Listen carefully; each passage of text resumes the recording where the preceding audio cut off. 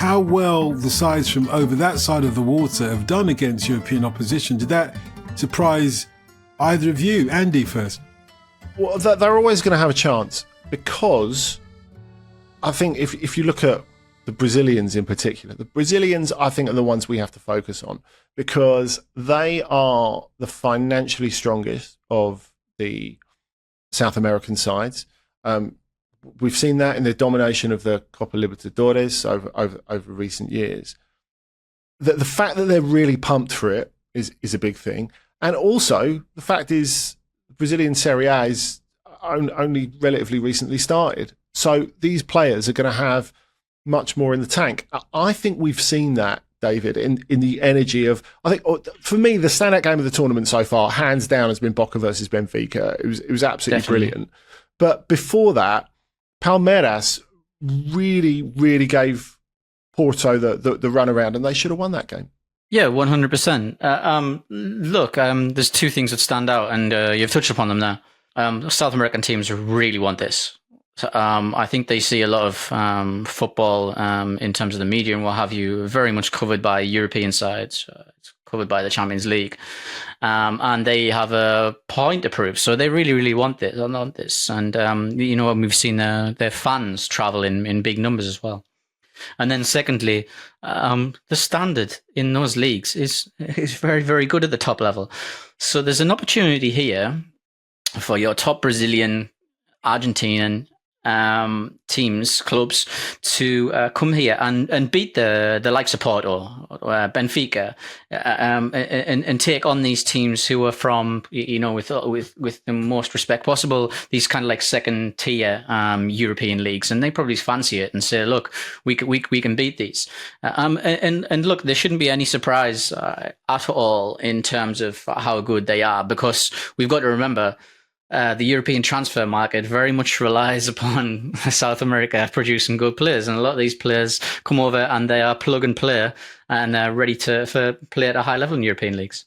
Yeah, it's a very good point that David makes, Andy, because of course, as much as the South American clubs are really up for this and want to win it, South American players must be viewing this as a shopping window, a window of opportunity, at least, to show their talents and their skills. I saw this quite a lot in the draw that Fluminense got in against Dortmund.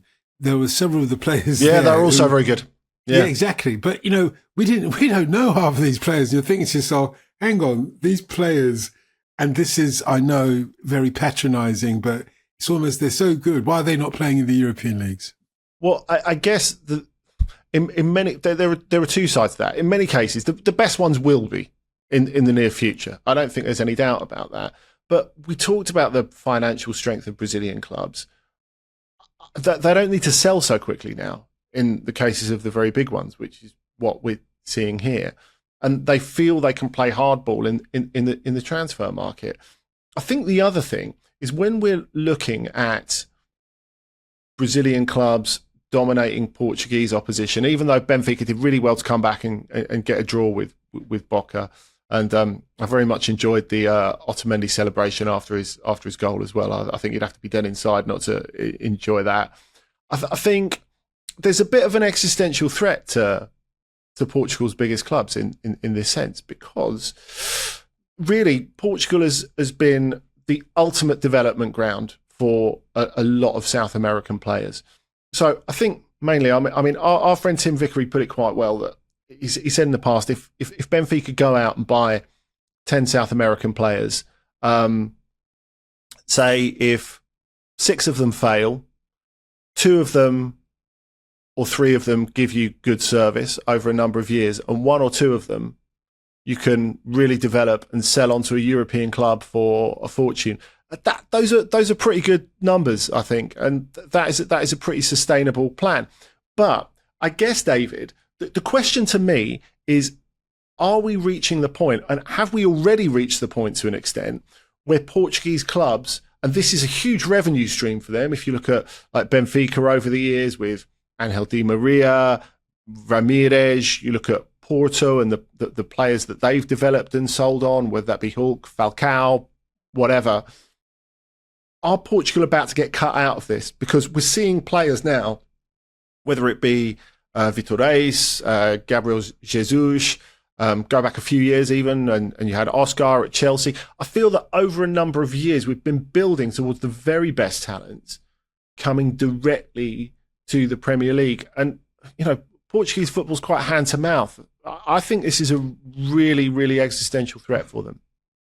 I completely agree. But I think the biggest problem now, and we've discussed this before on the continent, are the new groups of teams, your Brightons, your Bournemouths, your mid to lower level Premier League clubs who are now coming in, and they are entering that market. Let's take Valentin Barco. So he was a Boca Juniors, incredibly lively fullback, really, really exciting, excellent on the ball, very adept, technically speaking. He was linked to Real Madrid, Man City, and a few others. Where does he end up? He goes to Brighton because Brighton have got the money, they've got the ground to develop these players, and they can pay the money that perhaps Benfica or Porto are not willing to do right now. And that is the big issue. And there's many other names as well. I think of Charlie Alcaraz as well. He went from Argentina and he went straight to Southampton.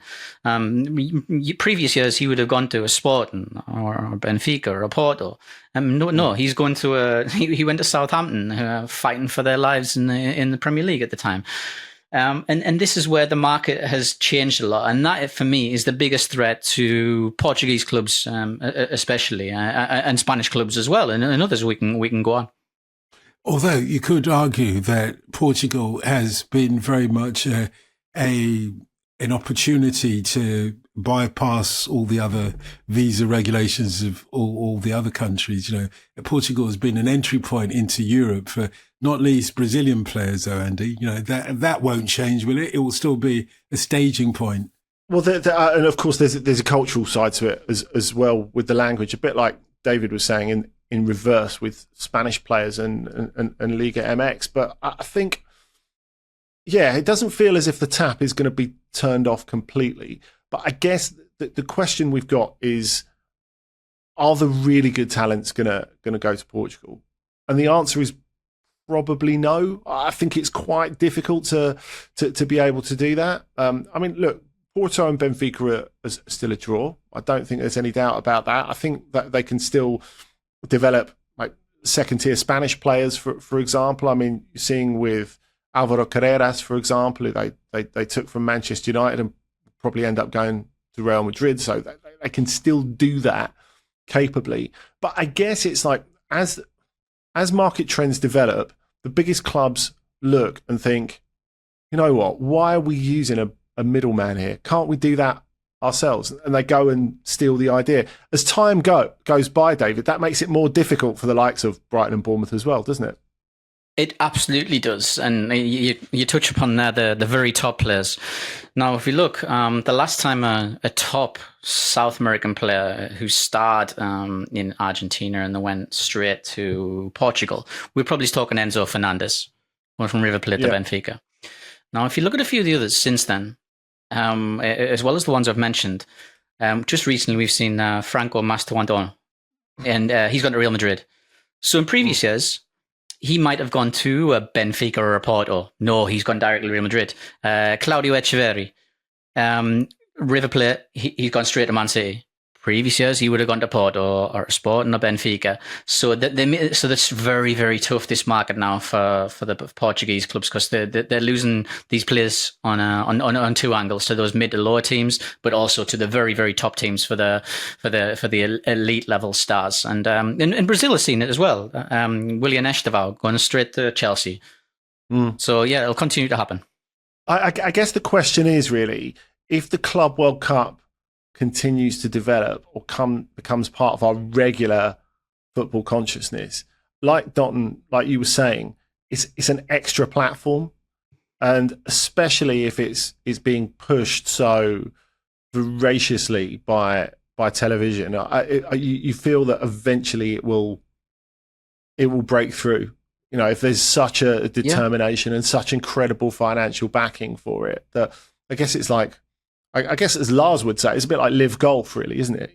If the financial will is there, the way is there, and then you're getting just an extra level of platforming of these players. And thinking about Brazil, but of course, as we say, they can hold on to players for a little bit longer. But I think you do look at Boca and River, and all of a sudden they hold a higher place in world football consciousness, which, like, the whole point of the tournament, or the whole point of the tournament as described, is to make football less Eurocentric. And as Miguel Delaney said in recent weeks to us, that idea is quite nice. The idea of all football not just revolving around Europe.